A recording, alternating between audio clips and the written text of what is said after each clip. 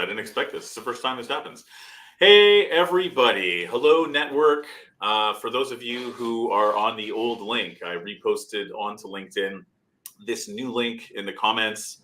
Apologies for the confusion. For some reason, LinkedIn just didn't let the last one happen. These things happen. Welcome to Recruiting EQ. This is episode 27, which means we're past the midway point of the year. Crazy. Topic of the day, hitting your sales targets in a tough market. I feel like I'm very late to be posting this one because it's been a tough market for years, but maybe forever. But I am a quick explanation of how this goes down. We are not on LinkedIn. So if you're on LinkedIn, understand that we are on a third-party app here. This goes out to LinkedIn, Facebook, and YouTube. Anybody who's watching this live, please do comment. We will see your comments on this beautiful app that we are on. However, and I will happily read them out as we go when there's a lull in the conversation. Would love to address any questions or anecdotes you have. However, in the interest of privacy, we don't want to get you guys in trouble if you're doing this during work or whatever. So, and it will be pre-recorded. So we're not going to be naming anybody. We will read out your comments. There is an echo is the first comment. That's not something I know how to solve. Go into your audio settings and then click on echo cancellation. Great suggestion.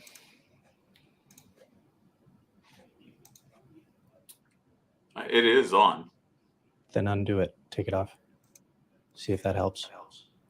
No, there's an echo now. I can hear it. Yeah. Is that better? We've re-canceled the echo. I'm going to reduce background noise too.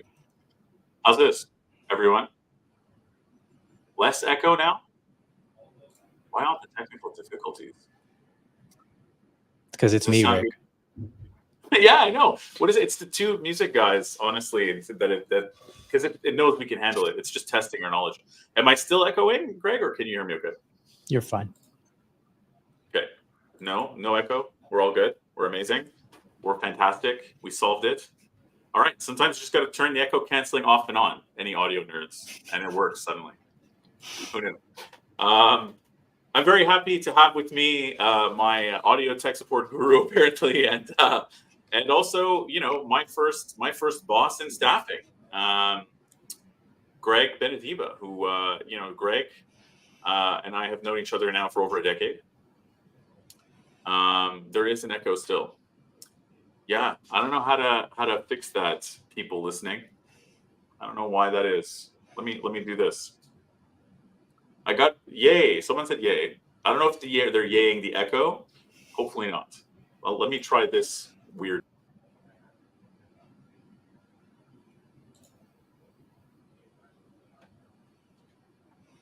How about now? There is an echo for me. There was no echo for me. Sounds fine. Okay, great.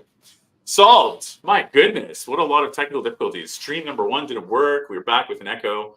I want to assume that this is LinkedIn's issue and not ours. Apologies, everyone. But anyway, so yes, thank you so much, Greg, for joining me. Yay for no echo.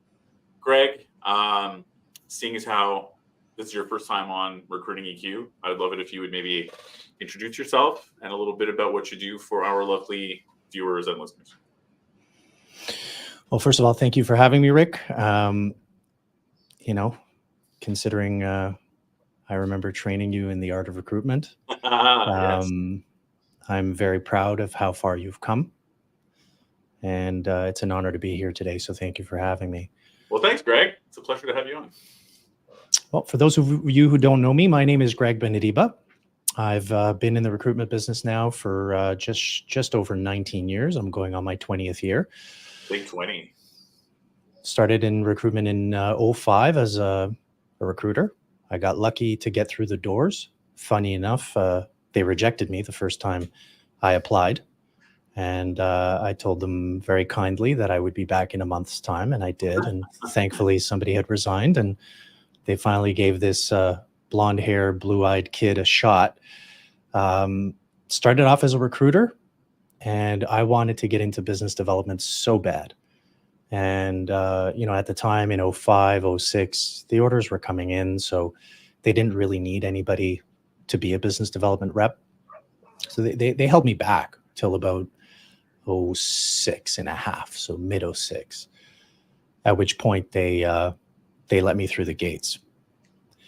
And after that, I developed more business than this firm has ever seen before. I was writing up on average anywhere between 25 to 30 permanent search orders a month. I farmed and created the biggest account bases this company has ever seen, and was able to outbill everybody by a large amount. The firm had never seen a $500,000 biller up till that point. But in 07, I cracked that number. 08, 09 was a challenging year, as you all know. But by 2012, I was able to crack $750,000 in permanent placement billings in 1 year, which, as it stands today, is still the largest number. And from there, I became the manager. I moved up to the vice presidency of the company, and I took on the title of president and CEO in January of 2019, when my predecessor decided to move on and take his retirement. So here we are. I mean, it's a beautiful journey, and I'm hoping to impart some of the knowledge that I've gained along the way with you and your listeners, Rick. Hell yeah. And Greg, for those of you who do not know, him or whatever, works at Bilingual Source, right? Is the president of Bilingual Source at this point. So that was part of the deal with me moving to Toronto from Montreal, is being sort of a quote unquote native French speaker, but I went to English school and all this, trying to use the bilingualism coming here, and used the services of Bilingual Source to try to get me a sales job here.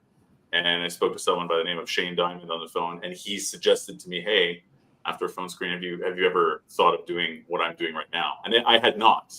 And maybe it was just the circles I swam in Montreal. It didn't even occur to me that being a recruiter was an option. And fun. And here's another connection. I mentioned before, they're both music dudes, people who came from the music world and then went into recruitment as a serious thing. Only interview in my life where someone had Googled me.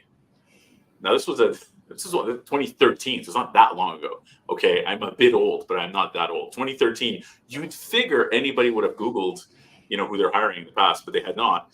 And Greg, you saw all of my stuff, music stuff, Facebook, whatever, music videos and stuff, festivals, and we had played at Oshiaga only a couple of years before and whatever. And Greg says to me, it's just kind of like, okay, so I Googled you.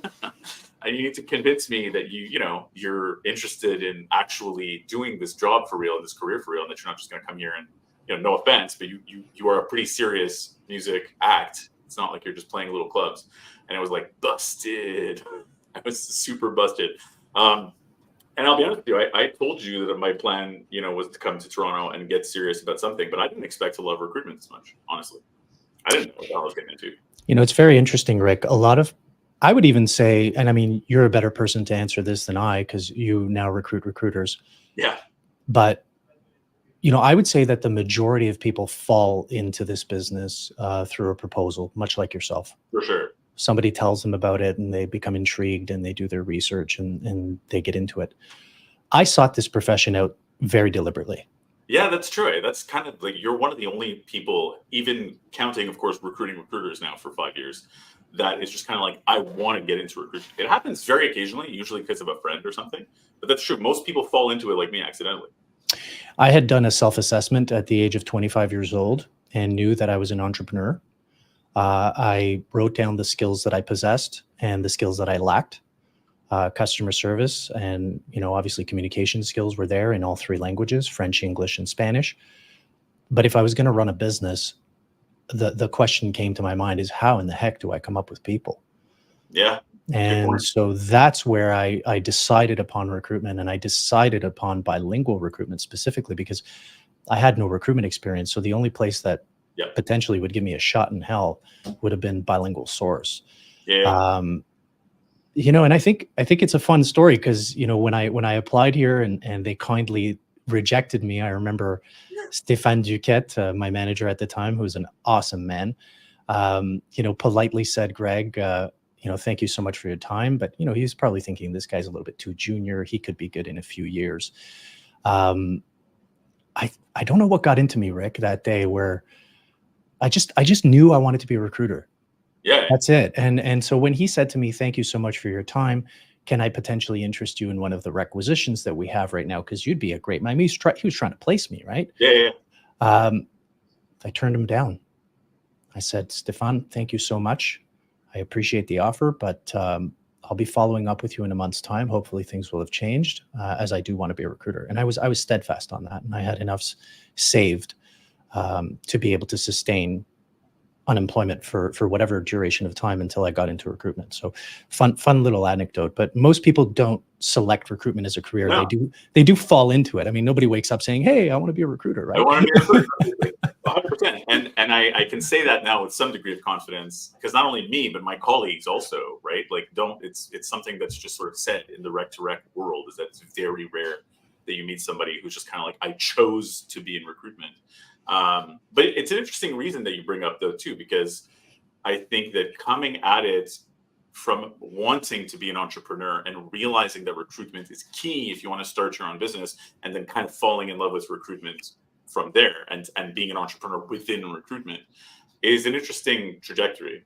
And I mean, you come at it from that way, and you trained me on stuff. And obviously, like, I was kind of an entrepreneur. I was an entrepreneur. I had my own record label. I started a software company at some points. They didn't really take off, but I never really got into like the reading the books, listening to the podcasts, whatever else, of how to be an entrepreneur. I just saw myself as a music industry guy and got dragged into the business side of it that way. But it's an interesting thing that I understand now, is really helpful perspective to think of things from an entrepreneurial standpoint, to help better understand how to build and manage your own desk as a recruiter, as a business developer, or in your case, and this is key for this audience too, of people who's listening, as a 360. Because not everybody out there is a 360. In fact, because bilingual source being a 360 environment largely is kind of the rarity in North America, particularly in the US, where the majority of American firms, like you had shown us, training videos from like Mike Walmsley in the UK, right? It's kind of like 360 is like the UK tried and true sort of model. And that's where I came up in it. And just, for all I knew at the time, that's it, right? But a lot of people are 180s and just focus on BD or just focus on recruitment. Yeah. And I mean, there's nothing wrong with that. Whatever it is your main focus is, become the best in the world at it. That's always been my motto. So, I live, eat, and breathe recruitment. Every day I read something about recruitment. I've read every recruitment book there is. I stay on top of all technology. And I'm always coming up with ideas on how to develop more business. And, I've written down a solid set of ideas that I'd like to impart with your audience today, Sure. Especially for those who are struggling right now, because it is a rough economy, albeit it is not even close to as brutal as 0809 was. That was a lesson that I learned early on in my career. So, and I hope we're going to have what they call a soft landing in this economy. Mm-hmm. And I hope that it doesn't worsen. But if it does, there are some things that you can do. One of the most important attributes to being great in recruitment, whether it's on the recruitment side or on the business development side, is to have the emotional fortitude, the emotional intelligence, whatever you want to call it, the emotional muscle, to not get too high on yourself when things are going well. Sure. Because when things are going well, like remember 2022 when every candidate was getting 3 offers and you thought, hey, I'm the cat's meow. Well, guess what? It was the market. Yeah. Or now when you've got 5, 6 great candidates for a rec and your employer is not answering you. Mm-hmm. The key is to remain steadfast. Yep. And that's the hardest part, man. Don't get down when the times are down. Don't get high on yourself and almighty and have a big ego when times are good. Remain consistent. My daughter painted me the lion in the background. She said, Daddy's a lion. But in reality, I'm more like a mule, like a donkey. Yeah, somebody who just comes in, who does the job every single day, performs the activities daily, focuses on the KPIs, focuses on making the right connections, intelligent connections. And I do that in a down market or an up market. I plant my seeds throughout. And when there's a drought, like there is now, plant your seeds, because one day the rain will come. And when it does, you'll be the one with a forest. Yep. Whereas the person who was down on themselves and said, you know what, it's a market that's down right now, I'm not going to perform as many activities, I'm going to be shy on my KPIs. Well, that person, when it does start to rain, is going to be behind the 8 ball. Is scrambling to catch up. Yeah. Because now they haven't done the work during the down market. So a down market is actually a perfect opportunity to do some of the things that we're going to cover today. And so that's the first thing that I want to kind of get around is mindset. Really having that resilience, that persistence to remain steadfast no matter what the variables are. You can't control the market. All you can control is what you do, your actions. It's a good point. And also, can we back up for a second? Shout out to Ava for that sick line. Line. Not bad for that. I didn't know she made that. It's a really good line. She was 11 years old when she painted that for Daddy. So that's amazing. It is amazing. Yeah. Good for her. And I like that. Yeah. I mean, Jesus, what a good analogy to use in terms of telling people to be humble. It's like, you're not a lion, you're a mule. It's definitely a different attitude. But yeah, I mean, hey, just getting the job done, doing the labor, doing the work. Yeah. And don't get down when times are down. But don't be egotistical when times are good. You're fortunate that the market is maybe, you've got the wind behind your sails, so to speak. So you're moving along. So a question for you, Greg, on something that you just said before we dive into the tactics too. You had said about the 2009 market, which was truly brutal, and that this market, although appearing brutal to some, is not the same. I feel that way, but I know less about it certainly than you do. Julie, who is our owner here at Raymond George, has said that this market more closely resembles a normal market in rec to rec than what we were experiencing in 2021-22, where it was a boom. And certainly not as bad, meaning you can have a few good candidates, but it's difficult to get, like you said, client engagement. Clients also have good candidates. So you really have to excel and whatever. Do you feel the same way? Is this resembling kind of a normal-ish market or not too far from normal right now? She's 100% right. Yeah. This is a normal market. 0809 was a point in time where pretty much planet Earth was on a hiring freeze because we did not know. I mean, when you're looking at, big banks like the Bank of America, Morgan Stanley, these huge firms about to shut their doors. I mean, the money had stopped flowing in money markets. So this was a very different circumstance than what we're experiencing today. So Julie's right. This is it's a normal market. It's probably just a little shy of a normal market, which is fine. But you know what? That being said, this can be a fantastic market for those who understand how to capitalize on it. And, one of the things that I'm going to tell you is everywhere I go, I see half-eaten oranges. Everywhere I go. And I can tell anybody that's listening today with full confidence, you've got a whole slew of half-eaten oranges all around you. In fact, if I'm going to be very honest, even I do. And I'm constantly looking for those half-eaten oranges. And this is what I'm going to teach everybody to do today. So there's so many things at your disposal. There are so many little things that you need to do. If I was a listener today, here's what I would do. I would take a bunch of these cards, or maybe just a piece of paper, and I would write down one idea at a time. Okay. And if you're going to execute ideas, you're going to do them one at a time and you're going to do them well. When you try to execute too many things at once, you end up doing nothing.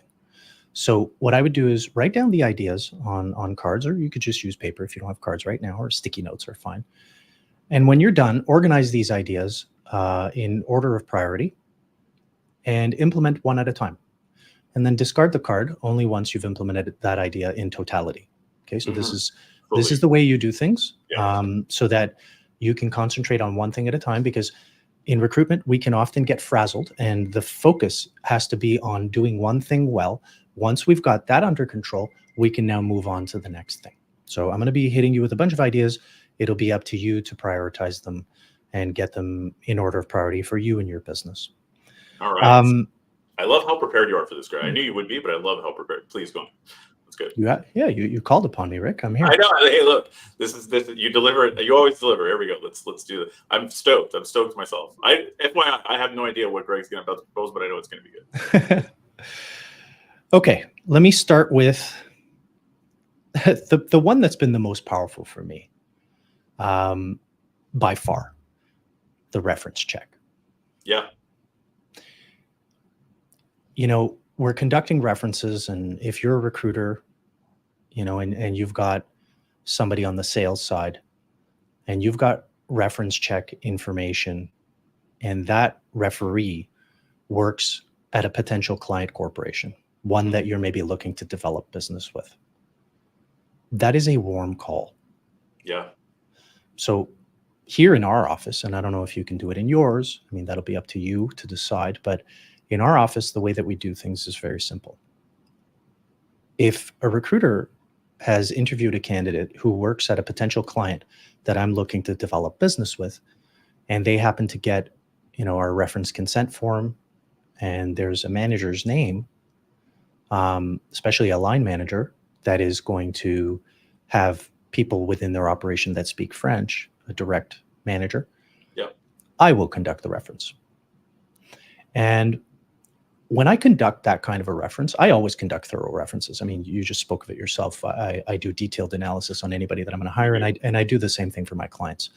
I treat potential hires for my clients as if I were going to hire them myself. That's a part of my value. But that being said, I will conduct that reference, and it'll be a very thorough reference. The impression that I want that referee to have is, wow, I've not had a reference check quite that detailed before. And the reason why I do that is twofold. A, I want the details. I want to know that I'm placing a good person so that I can be sure that it's going to be a sustainable placement. But the second part is I want the referee to know that this recruiter does his job and does it well. Yeah. Because at the end of the call, I'm going to flip it. And I'm going to say, Rick, thank you so much. I really appreciate your time. And I thank you for telling me everything about Joanne Smith. I'll be reporting this to her next potential manager, and these thoughts are very much appreciated. Before I let you go, I was wondering if you may want my information. As you know, I'm a professional headhunter in the bilingual recruitment space. And as I know, you have a team of 8 people that speak French. I understand the details of this position. I know what this representative was doing in great detail, and I have great candidates that are comparable. And I'm just wondering if you've ever used an agency before, and if you'd like my contact information so that I can potentially work with you in the future. I'd be happy to come on down for a visit or liaise and have a good chat with human resources or the powers that be to get me on your preferred vendors list. That's number one. Huge. So if you are not taking advantage of that, big mistake. If your company is not taking advantage of that, big mistake.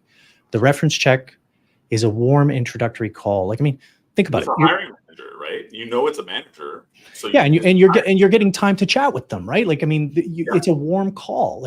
Why not take that opportunity, right? Because think about it. Let's just say that particular contact, you were trying to get at them from LinkedIn or through email. Yeah, exactly. Do you need bilinguals or do you need candidates? They're going to archive you or delete you like they do every other. But with a reference check, you're coming in warm. Yeah. You've taken the 10 minutes to do that reference check call. You're going to build rapport. It'll be a beautiful execution. And then at the end of the call, almost as an afterthought, it can't be sort of the main thing that you're coming in with. You propose yourself as a potential recruiter for their enterprise. So 100%. And that's an idea. Too. that before we pass on to the next one, Mhm. that also plays into what you were saying before, I would say, with the emotional intelligence thing, and not being too cocky or not getting too high on yourself as a salesperson or whatever else. Yeah. There's a lot of people who think that doing references is a low level task that's for admins, that's not really in their purview. They have a negative attitude about it. I have been guilty of that sometimes too, No. forgetting how powerful it can be and being like, oh, I don't want to do this reference check right now. I have other candidates to submit. I have blah blah blah to do, right? And you're thinking of like the more fun, dynamic thing. It's easy to forget that a reference check, like you're saying, to just go back to basics and stop thinking you're a lion and be more of a mule about it and being like, hey, this is a really good sales call. Like it's an excuse to have an amazing sales call and not getting that attitude. You know what I mean? You lose sight sometimes of how effective some of these little things can be. Listen, I'm not going to do a reference check for a company that is not one that I'm looking to target. Of course. That I'm telling you. But to not conduct a reference check is a huge missed opportunity, and do so at your own peril. Truth be told, I bought my house in Midtown Toronto, which is a very high value area. Albeit it's a small house, okay? But I did buy my house in Midtown Toronto back in... You're buying big houses in Toronto anymore. Are you kidding me? Back in 2012, I had the down payment for my property as a result of a reference check. I mean, this was a call that I'll remember till this day. It got us into one of the largest enterprises. I think we've built them now over $1 million as a result of that call. So miss that opportunity at your own peril. And if you're not integrating that into your process, you should. And by the way, that's a group thing. So this should be instructed at a group level. So every single recruiter should be looking at who it is the referee is and seeing if it's a potential contact for a potential business development opportunity. Yep. Contextualize that too. That's $1 million in GP of perm placements. There's a lot of people who boast very large numbers on the contract space, but it's revenue numbers. Like these are $1 million at one account in perm gross profit placements. It's a hell of an account to get off a reference check. A warm call. Again, I'm very grateful. Yeah. Every day I come in with a great deal of gratitude to have the privilege to do what it is that I do and to serve the companies that I serve. So I'm nothing but grateful. Yeah, man. Okay. Crazy tip too. Okay. Why not document your high value contacts? So to me, a high value contact is one of those hiring managers that repeatedly, when they leave a company and they go into another enterprise, yes, is an advocate for us. Yeah, for sure. They're like in your personal community, your personal network for life, kind of. They're in your ring. They're in your corner, yeah, for sure. And they go from one big enterprise into another. So what are we doing to track these people? These are like, if we use that Pareto principle, 20% of your contacts are going to yield you 80% of your business. Well, this is now the 1%. This is like the top of the pyramid. These are the people, the VIPs that every single time have left a company, gone into another, and been an advocate for your brand. And by the way, I know these people in our company by name. And they get the red carpet treatment. They're called HVCs, high value contacts. We follow them like we follow the news. Yeah. We make sure to stay in touch with them. Yep. We make sure that they get anything they need. Because guess what? They're the ones that internally, when they enter a new enterprise, can do the legwork to break down the barriers that are set up to keep agencies out. For sure. And they'll just swoop in and say, listen, I've got the vendor, and they'll make it happen. Yep. Those people are worth their weight in gold, in my opinion, and need to be kept in the highest regard. They have to be served as a very important person, a VIP. And I hope you're doing so. So document your VIPs, your high value contacts, figure out how to document that in your database. Maybe you want to create a new category, go to your database manager, say, listen, we need a new category for our contacts, call it an HVC, high value contact. They should be documented so that you know exactly who they are, and you can make your cyclical outreach to them more frequent and more interpersonalized, meaning, very specific, detailed information that would be beneficial to them. I always think of how I can add value to my high value contacts. Yeah, those people who might be a candidate at some point as well, and then a hiring manager at another point, or at least advocate for you if they're not the direct hiring manager. But then, Lord knows, they may be in the course of the varied events of life, might be a candidate again in years. Obviously, we're not talking about pulling out people from your clients, but you know what I mean. And it's easy also to forget. I find that like companies are people. We get a lot of thoughts along like, I want to deal with these companies. And that's all fine and good, but the relationships on the sales side of recruitment with them as people, talking about not work, about not placing people all the time, and really getting to know them and building that rapport outside of just treating them as I have this candidate for you, and that's it. In recruitment, in tech sales, and you did tech sales too, like in tech sales, that's the name of the game, right? Is every contact you're supposed to be best friends with and go to like basketball games with. That's a bit exaggerated, but we could use, I find, a little more of that in staffing on the sales side, because again, especially for those high value contacts that can be either or, like really nurturing that network is huge. And I feel like it's underdone when I speak to people, I can always do more of that, but I feel like it's underdone. It is underdone. And there's a huge opportunity there. Let me ask you a question, Rick. And this is a third idea. This is going to be this is a test, I can tell. It always is. I'm gonna fail this test. Go on, go for it. How many of the people that you have placed are now hiring managers? Yeah, that's that one I'm pretty on top of actually. How many people I've ever placed, like at my at your firm? Yeah. I mean, I wish I had a solid number for you. Probably about 10. Okay. This is a huge opportunity for anybody that's listening. Huge opportunity. You've placed them. They've now grown within the company. They're now in a leadership position. But they grow into it, you mean specifically? Shame on us if we're not in touch with these people now. For sure. Like if they have to come back to you, let's be frank, that's not the right way to do it. No. You should be following all these people on LinkedIn as soon as they show themselves as being promoted, which they will. Congratulate them on LinkedIn. Yep. And call them maybe a month later or a couple weeks later, once the dust has settled. Congratulate them. Yeah. And ask them, how many people are going to be on your team? What do you foresee for your team in the next 3 to 5 years? 100%. Is there any room for me to be able to possibly assist you? I know your firm has used us in the past, but they haven't used us in a little while. Who's the right person that I should connect with that could potentially rekindle this relationship so that I can be your main go-to? Yep. I'm gonna find you people like I found you.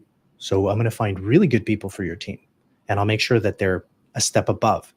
You're gonna get the VIP treatment. I'm gonna give you A candidates, and it's gonna help you elevate the talent density of your group. Yep. And I remember, Greg, that contact can get you in, Rick.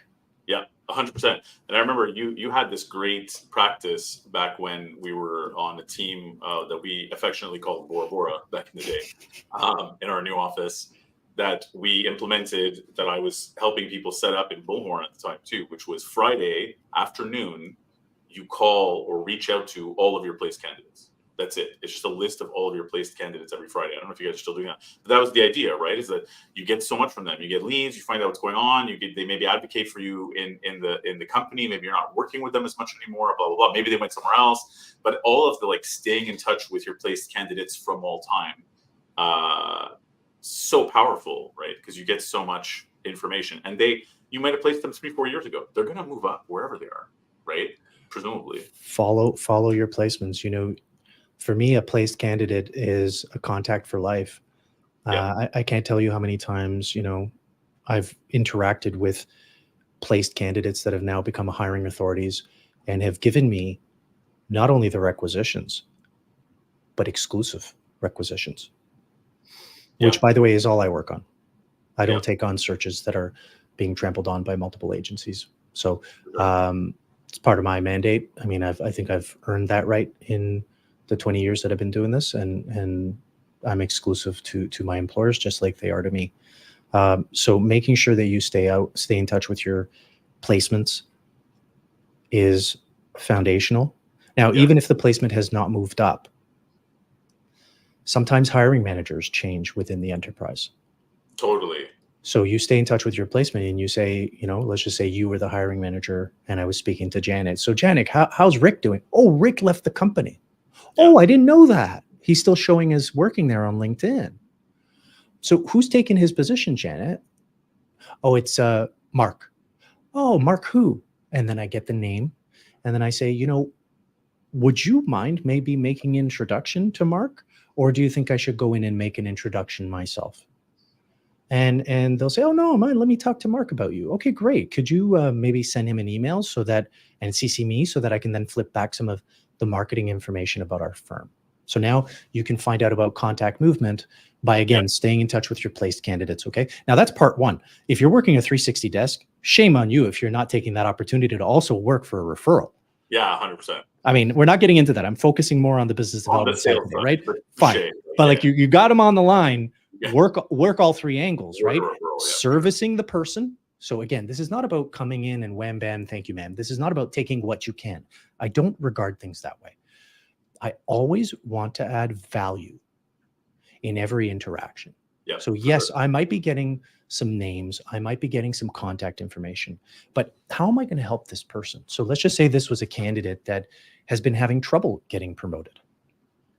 Maybe I could ascertain why that is and try to give them some tips, having been promoted several times myself. And just like you have, how do we maybe provide them with the right intel so that they can position themselves for promotability? So again, it's an exchange. This is the way I see it. It's an energy flow. Like, I mean, you've got to be able to give and take at the same time. You can't take and not give. That reciprocity is very important in my world. 100%. And I also feel like there's so much in the scenario that you just gave out about staying in touch with the person. That hiring manager, Rick, right, who moved on to another company.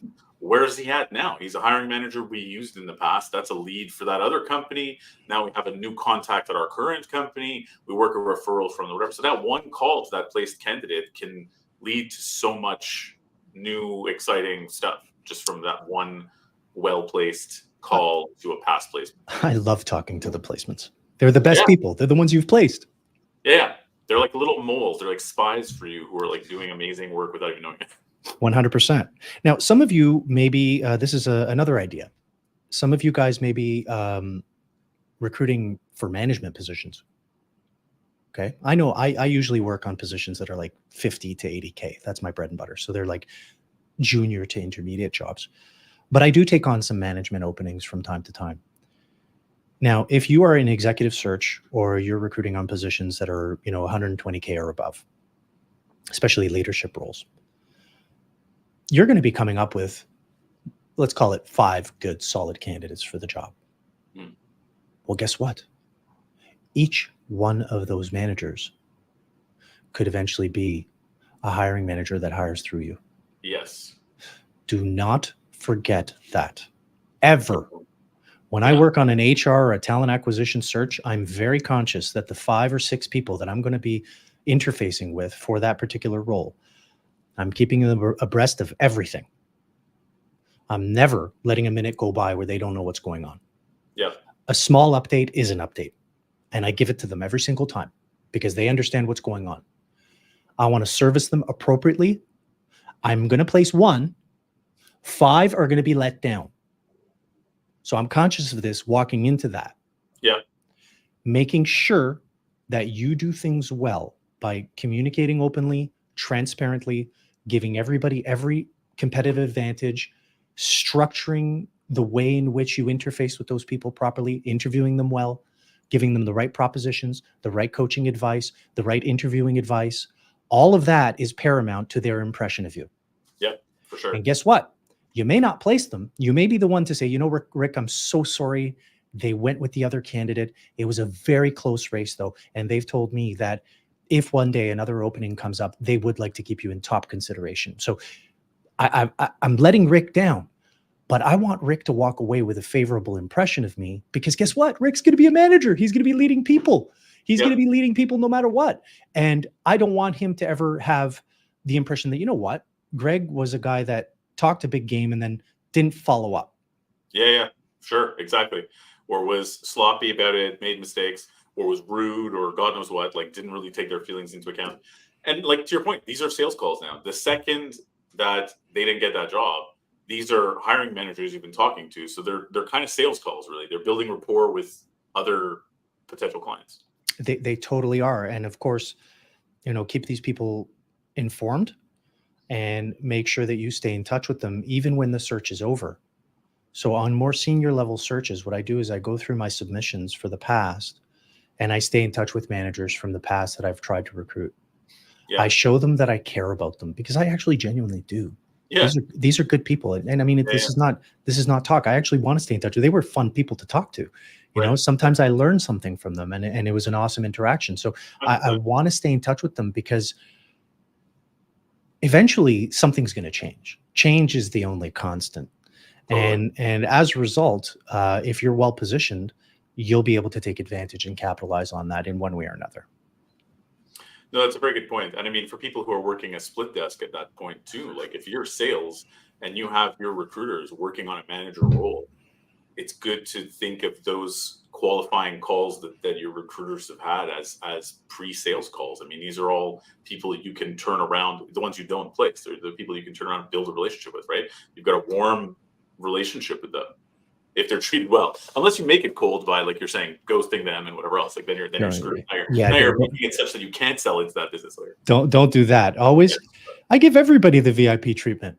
Yeah, everybody. That's the way it is. I mean, that's who you have to be. You have to be a service-based person. That's what we are. Yeah. We're in the service industry. When you make a placement, here's another idea. And maybe Rick, are there any questions there that you want me to deal with? Or I mean, we mostly had some honestly amazing and wow, hire that man comments about your billings. I'm sorry, I'm not on the market. Yeah, exactly. Hire that man right now. 09 was a disaster, right? Which, of course, I mean, everybody who lived through it that was in staffing, I'm sure. I mean, I only got into staffing in 2013, right? But even then, even at Bilingual Source, you guys were in rebuilding mode still from the fallout from, I mean, we were like, what? I think I was person number 8 or 9 in the team. And then at our height, when I was there, we were 26, 27 people within a couple of years after that. Yeah, leadership in recruitment is a tough one. You have to be able to understand that there will be expansion and contraction modes. If you run a recruitment business, the only piece of advice that I'm going to give you is treat your recruitment business as you would your household budget. Yeah. Keep retained earnings. Keep retained earnings. Don't use leverage. That's it. If you do that, you can sustain the lower cycles and not have to shave so that you then have to rebuild. Because let's face it, it takes about a year for somebody to become productive. Okay. Even if they've got the experience, they've got to understand the market, and it takes time. Okay. But we're not going to get into that today. We're going to get into more of the BD stuff. The BD stuff. So every single placement that your firm makes, okay, this is another idea. Yeah. Every single placement that your firm makes, you've left an opening. Yeah, exactly. Right. You pulled somebody out of somewhere. They didn't exist. Like they didn't begin spontaneously to exist when you placed them. That's right. So you've left an opening. So how do we go about getting that requisition? Yeah. Well, I think there's a couple important parts to that process. So how to go and backfill a position that you yourself have created. To do this appropriately, a part of your offer process when you make an offer to a candidate, it needs to be to cover the exit interview. Yes. Good companies do exit interviews. And I mean, it's a part of my process. And your offer process checklist should include this amongst many other things, but The one thing that I cover with all candidates that we are going to pull out is obviously not to accept a counteroffer. So if you're not covering that, do so at your own peril, because they're going to get one. And then Greg, and just say that, you know how shocking it is to me. Like, we would provide, and I do provide, and at Raymond George we do this all the time as well, right? Any kind of documentation that you want to see, explain counteroffers and why, and how they don't usually work out. And it's so rare that it's a genuine thing, and it often leads to a confidential replacement and all these things. I have genuinely been very surprised recruiting recruiters, how many recruiters do not know that stuff. Are you serious? Yes. Internal ones a bit more, because internal ones are dealing with it directly. Well, then agency recruiters. Then we have an opportunity to educate. I mean, there's so much. That is a massive topic, and there is so much to go into. That, coupled with fear of change, which is another thing to look out for in candidates. But counteroffers are very much a real thing. When you're dealing with strong talent, organizations do not want to lose them, and they will position the person for a counter. The way that I coach my candidates, and some counteroffers are sincere. I've seen them be sincere and lead to longevity for the person that accepts the counteroffer, but it's rare. I'd probably say about 70% of counteroffers will lead you to a caustic or acidic state. Your manager will always know that you were on the lookout. They'll always know that doctor's appointment was an interview. The trust is broken. They know you weren't happy. There's a lot of things to consider there, but more importantly is covering that exit interview. So when you do consult with a candidate to say, this company will perform an exit, or have they ask the question, obviously, does your company conduct an exit interview? Do you even know what an exit interview is? And if they say, oh yeah, HR brings them into a room. Yeah, that's the exit interview. When you are in an exit interview, I would not get into the nitty-gritty of why you've left. Okay. I would tell them, I just happened to find something better. And sometimes the candidate will want to say, well, you know what? I do have a complaint. I'll say to them, it's probably best that you don't mention this. You've mentioned this in all of your management meetings. It wasn't heard. Now you're going to mention it at the end, and it'll be sort of that last little piece that they keep on your file, which will tarnish your reputation. What you've got to think of is future references and them thinking favorably of you. So again, if they weren't listening to your feedback while you were employed there, they're certainly not going to care once you've left. This is just a formality. Good point. The only thing that I ask you to do in an exit interview is please do not mention that I got you this position. I ask you that you please let them know that you found it on the internet. And that's not too far of a stretch, because this position was posted online, and it truly is. So that's the only thing I ask. And I explain to the person why that is. I'm planning on giving the hiring authority a call. Obviously, they have a need for a person. Yeah. And I mean, I'd like to be able to help them. And, I don't feel bad about doing this. And for a long time, I thought, is this an ethical practice? And here's what I've come to realize over the 20 years that I've been doing this. Sometimes I call the hiring manager, and they're actually relieved that the person left. They're relieved because the synergy wasn't there. Maybe the values, there was a values mismatch. Maybe the person was a good performer, but not really jiving with the team because they themselves knew that it wasn't the right fit, And so now I can come in and understand what the fit is and remediate it properly and find them, again, a player that is an A player that will add to the median talent density of the group. And so I don't feel bad about doing this. The person was going to leave anyway. Yeah. That's what I was going to say. Like, if they're going to leave anyway, then it isn't like we're the only people on earth they could talk to.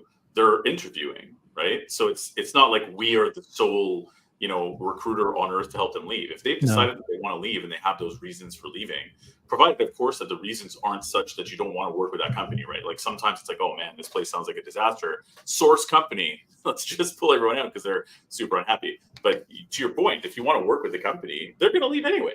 So why feel bad about it? Funny enough that you should say that. I just want to touch on that for a second, because that's a very important point. Some companies are source companies. There's no question about it. Some companies are not source companies, but look like one. Okay, so that $1 million company that I told you about earlier on in this call was a source company. Yeah, seriously. So I went in for a visit and I analyzed everything. Candidates were coming out of interviews reporting back that there were wires hanging from the ceiling. The place smelled and it was a dump. When I went in for the visit, I realized that that was a makeshift space because they had just bought the 3 floors above.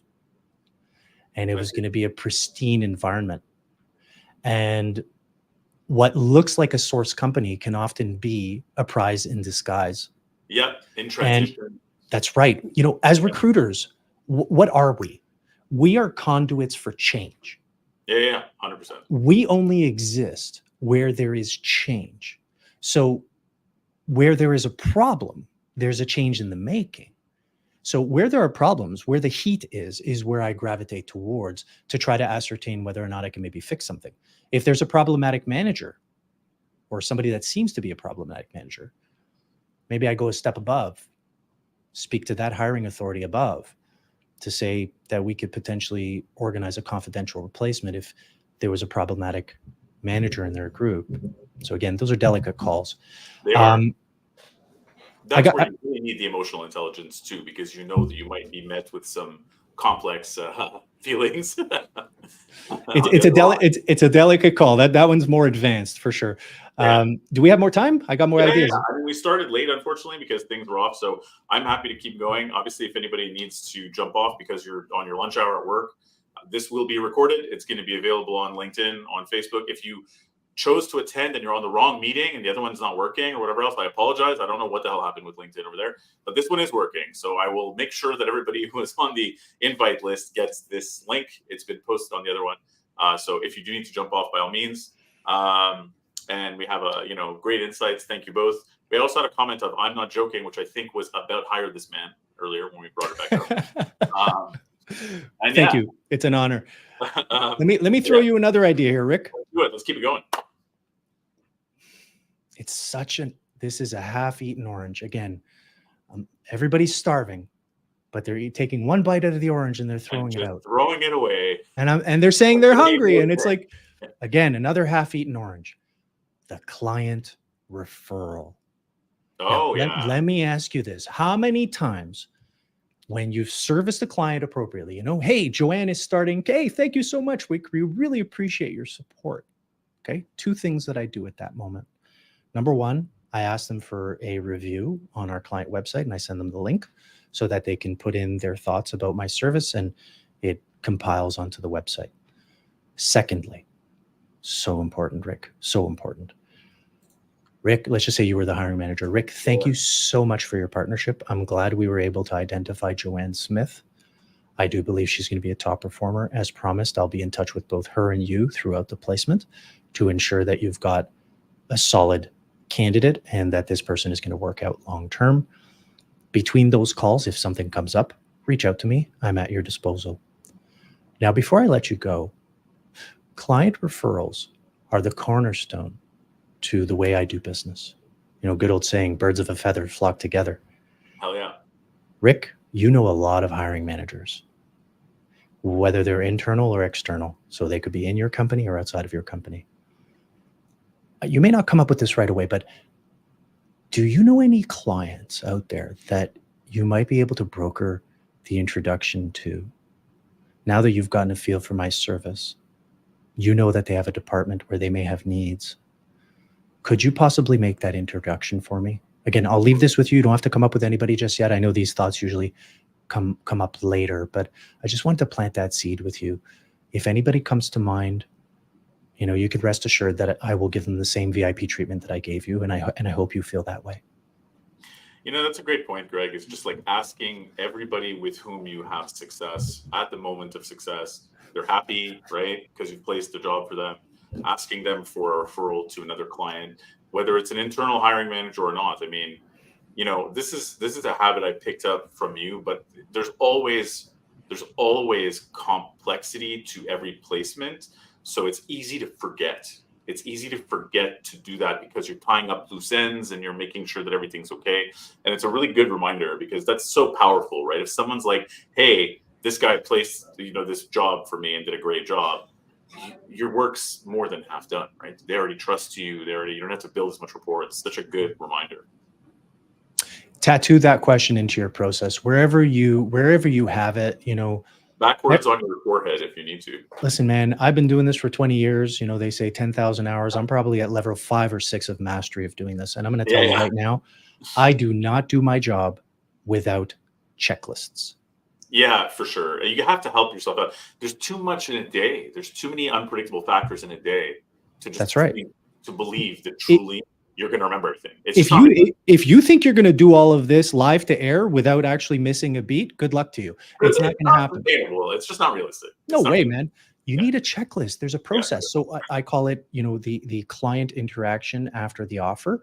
I've got a checklist of things that I go through with the employer, the offer process checklist for the candidate, so on and so forth. Every step in my process and in my system has a checklist associated with it. And I'm very diligent. I don't skip a beat. And I make sure that everything in that checklist has been done. Now, just to add to that, with that same client, you're asking them for a client referral. But what about all the candidates that they had in contention for the role that they didn't hire? That's a great point. That didn't come from you, basically, that they met on their own. That's a really good point. If you've got the right bond with a hiring manager, you can tell them, again, I always say the truth and I don't exaggerate things. I tell the hiring manager, Rick, I'm glad we were able to solidify this placement. You must have received some great applications. And I don't know if you can do anything with them within your company. If you'd like, you can send them to me and I can see if I can maybe do something to help them and advance their careers. I mean, that's the thing is you are right? You are helping them. They just got shut out from this offer. It actually is genuinely a nice thing to do. And it gives it's mutually beneficial, but. And it gives the employer a way to kind of save face as well. Because, there's nothing worse than having to tell 4 or 5 people that they're not getting the job. But at least if you can now give them some hope by referring them to a competent recruiter along with the rejection, then maybe there's some light at the end of the tunnel for that person. So just food for thought there. And I guess the careful thing there is probably someone who went all the way through the process. Obviously, you don't want to have a list of the people who ghosted, who did a bad interview, who were not good candidates, right? You want the list of people who maybe went through a few phases, who are good, solid candidates. Give me the good ones, that's for sure. If not, I mean, they won't make it past our screening anyway, right? Yeah, we're pretty good at that. All the time of having to screen people who were like rude, late, didn't show up, blah blah blah, all the don'ts, right? Dormant contacts. What constitutes a dormant contact in your mind? Anybody we haven't written up a job with in over a year? Yeah. It's gone dormant, man. Why? Why has it gone dormant? So I've taken the great pain, by the way, it took me a long time, Rick. I spent 60 hours in the last 2 months. Basically reformatting our database. It was quite a lot. What? My beloved precious Bullhorn database from 10 years ago? You left it as a mess, Ricardo. I'm just kidding. It was awesome when I was there. Sorry, dude, you were amazing. Are you kidding me? You helped create categories, but I've taken it a step further. So, thanks to the new AI tools that are coming online, I was able to actually segment the database appropriately. So, one of the things that I did was be able to ascertain and create a category that is visible to the last job date. So I've got it categorized as job within the last 6 months, no job in 6 months, no job in 1 year, 2 years, 3 years, 4 years, 5 years, and then all the way up to no jobs in 10 years. So, I was able to do that for our database. Maybe your database is out there. You have the capacity to be able to search for companies with which you have not had a requisition in, say, 2 years. Yeah. Why is that? And what you'll find most of the time is that, and again, change is the only constant, the person with whom you were working with has moved on, moved up, gone into a position where they no longer need your service. They're maybe at a directorship role rather than a line management position. Yeah. So what are you doing and what is your enterprise doing to go find out who the right contact is and to get a warm introduction? Again, you try not to go in cold. And I don't like this whole spray and pray that the world is using where they just spray out all these emails and stuff. Forget about that. That's all garbage. You're going to get maybe a 0.0001 return on investment. It's nonsense. People don't respond to that crap. They just don't. You have to be targeted and deliberate in your message. So let's just say you were a new hiring authority within that company. Joanne has moved on. Rick, you're my new guy. My message is going to be very simple. Rick, I worked with Joanne for many years. I was able to find 5 top performing people who, as I understand it, are still on your team. Yep. I want to make sure that you know who I am. Do you have time for us to meet so that I can make a proper introduction and tell you about my recruiting process? I don't want to miss out on opportunities within your enterprise. And I want to make sure that we can keep the same relationship like I had with Joanne. Very simple, targeted message. This guy knows now that this message there's substance to it. This guy was our vendor. This is not somebody that's coming out cold saying, hey, do you need anybody? Which is horrible, by the way. It really is. I feel like that, all of them, I mean, you hit it already before we hit the summary of all these too, is that interestingly, the majority of the tips that you're talking about in terms of sales, hitting sales targets, getting meaningful sales activity in a difficult market, none of them have to do with fully cold outreach. They'll have to do with, and we had someone actually just after one say, love the half-eaten orange metaphor. And so do I too, that's the thing, is that you already have these half-eaten oranges. You're going out to go get more fresh oranges that you're going to have eat. Might as well put this into practice first. And in a market that's a tough market, to your point, everybody is spray and pray, throw spaghetti at the wall, sequenced. They're using AI tools, in my opinion, ineffectively, right? A sequenced email that has a sequence where you're systematically just annoying somebody every couple of days for something they may not even need. It's all noise, right? It's all noise. We have those tools as well, and we use them, and I've monitored the ratios. It's 0.0001. It's less than 1% return. It's not worth it. Fish where the fish are. Listen, you know that the company needed your service in the past. Yes. They haven't written up a requisition with you in X amount of years. Wouldn't you be better off figuring out why that is than going and trying to farm out to companies that may not need your service at all? At least you know for a fact that this company did need your service at one point, and you've got to rekindle that relationship. Yeah, and they use agencies, and they've paid a fee in the past. Like, there's a lot of good info there already to qualify. You're fishing where the fish are. Yep, it's as simple as that. But your suggestion there was book a meeting, not just send an email. Book a live meeting. Go meet the new person. That's also, I think, powerful to stand out nowadays. Since COVID, almost no one goes to book to live meetings. I went to visit my clients in New York, and I felt it had been a while, right, since I had some of them and had not been to visit them. And I went to visit them in New York, and now they come back to me too, and they're just kind of like, Rick, you came from Canada. This person can't come from Jersey to come see me. Like, it just changes it changes the game, but it just shows the how rare it's become, the face-to-face. And I feel like it's even more powerful. Are you seeing the same thing, that the face-to-face is sort of on the outs for some 100%. And it's listen, what a missed opportunity. And by the way, there's a whole list of things to do on a client visit. A client visit for me is not, hi, how are you? This is not about just a rigmarole. No. I go in with an agenda. Sure. And I go in with a detailed agenda. I also do not go into a client visitation without my fee agreement signed first, because I don't want to be put into the ring in front of 4 or 5 executives to have to justify myself in terms of the fee, which I'm happy to do. But I try not to position myself that way. The terms of engagement are set first. I could do a whole session on client visits and what needs to be done within those visits. And we should do that in future, but yes. I've got a great deal of data. It's such an opportunity for you to go in and really determine what it is that they're looking for. And learn, like meet other people who could be contacts there, learn what their challenges are, get a sense of the vibe, the environment, understand what their short and long-term needs are. There's so much there. Shadow the person that's doing one of the jobs that you're recruiting for. Yeah, that's you want to understand a job. Listen to 2 or 3 calls. Yeah. Watch what that person's doing, and you'll be like, okay, now I know what I need to find. I know what I need to recruit. And it Right? might be eye-opening, right? You might be like, "Oh my god, this person I sent is never going to do this." Not a chance in hell. Right, Yeah. What am I doing? I'm wasting my client's time rather than providing the value that I set out to provide from the beginning. Again, talk is cheap. You have to deliver. I'll leave you with one last idea here, Rick, because I know we're going over time here, especially in a down market. Okay. If you know that there's a company where there are multiple hiring heads, so, HR, this is not one of those companies where you're dealing with one contact, where you have a centralized point of contact. Okay. It's one of those companies where there are many different points of contact and they're all allowed to interface with you in a unique way. Absolutely. Yeah.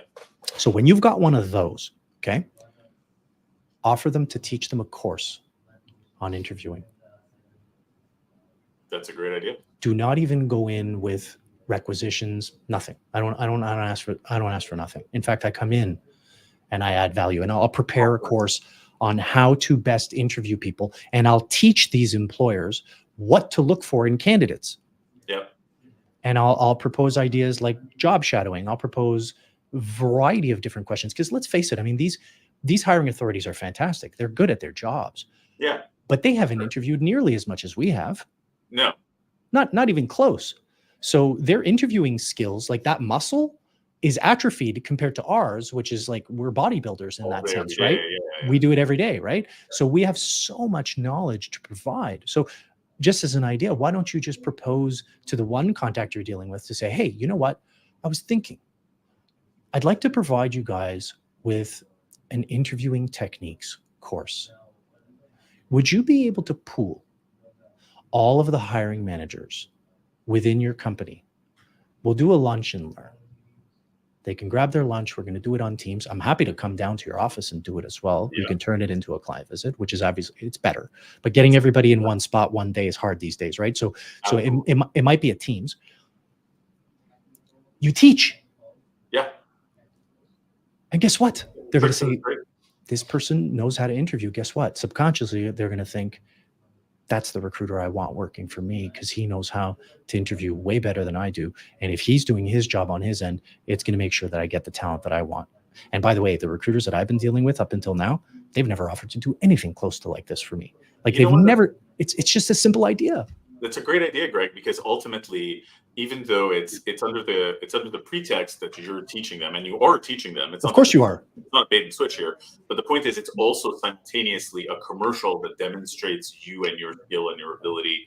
So they get to know you, they get to see you. A lot of the stuff that you've brought up here, I think, really touches on. There was a question that I was going to ask, but of course, you've answered it sevenfold over through this. Which is just, I feel like there's a lot of talk, there's a lot of rhetoric for salespeople to go in their pitch and say, we don't want to be a vendor, we want to truly be a partner to your organization, and we don't. And usually, I'm recruiting recruiters, right? So I'm talking to people at different agencies, and a lot of them are like, yeah, you have to insist on being treated like a partner and not being treated like a vendor.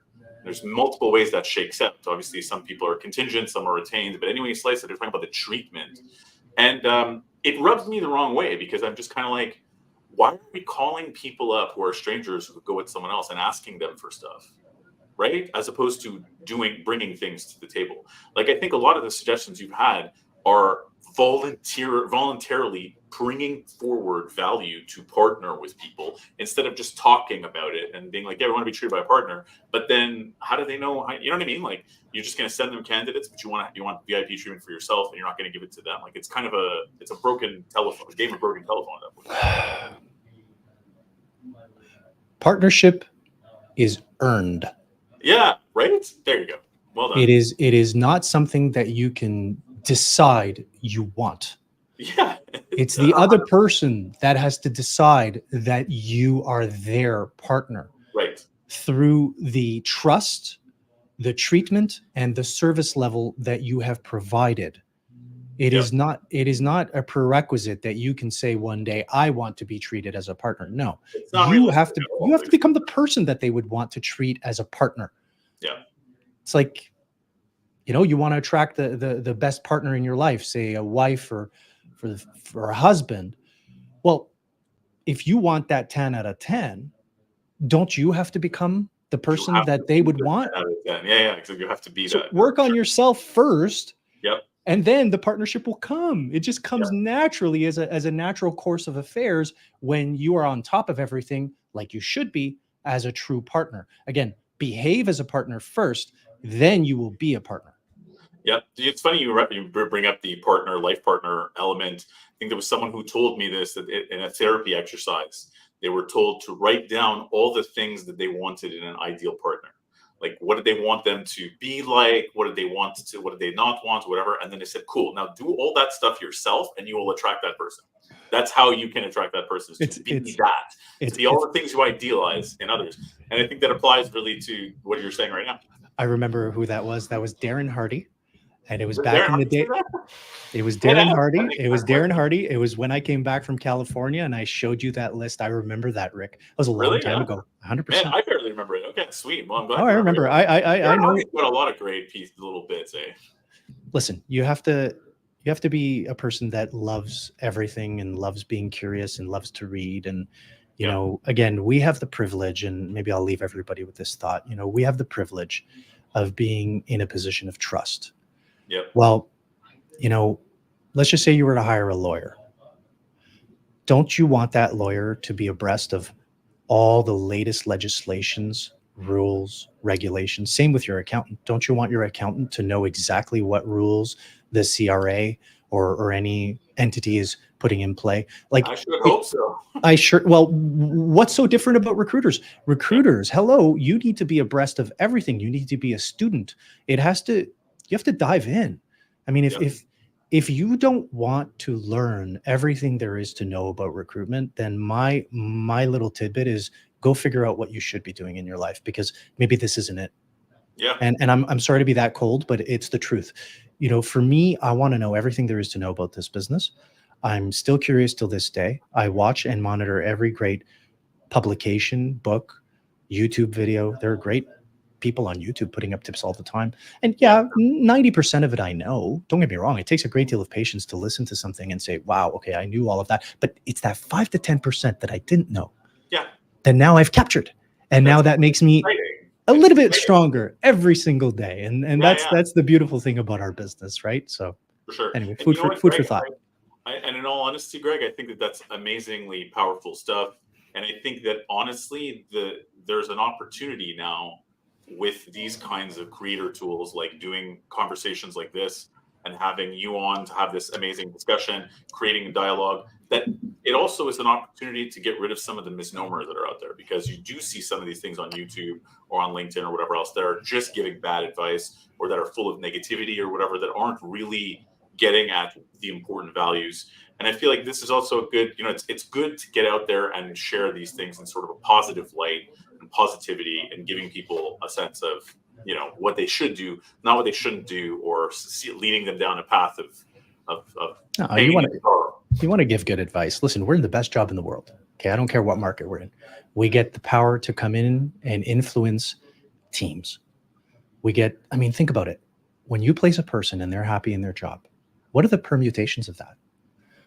They are happy. Yep. Their family knows it. Yeah. Their children know that they're happy. Mom's happy. Dad's happy. That's good.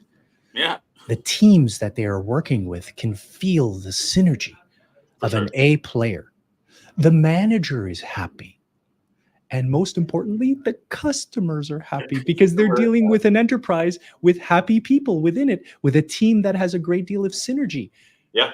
That can make or break a business. And it has in the past. And so that's why, again, it's a great privilege what we do. You have to love it. And again, I count my blessings every single day. I found my purpose. And luckily, after my second attempt, I was given this opportunity. Well, that's great, Greg. I thank you so much. We've brought it full circle. This has been super informative. Everybody who commented, thank you so much for participating. This will be available on multiple channels, on the Raymond George Facebook page, YouTube channel, Mighty LinkedIn, and will be shared certainly on my Facebook. And Greg, obviously, feel free to reshare as well. But if anybody's got any further questions, comments, anything, just bring them to us, and I'm sure we'd be happy to discuss further. Thank you for having me, Rick. I really appreciate it, and continued success, my friend. Thanks, and likewise. Thanks, Greg. It's been a pleasure. I appreciate it, and hopefully we'll have you on again soon. À bientôt. À bientôt. Merci. Bye. Have a good day.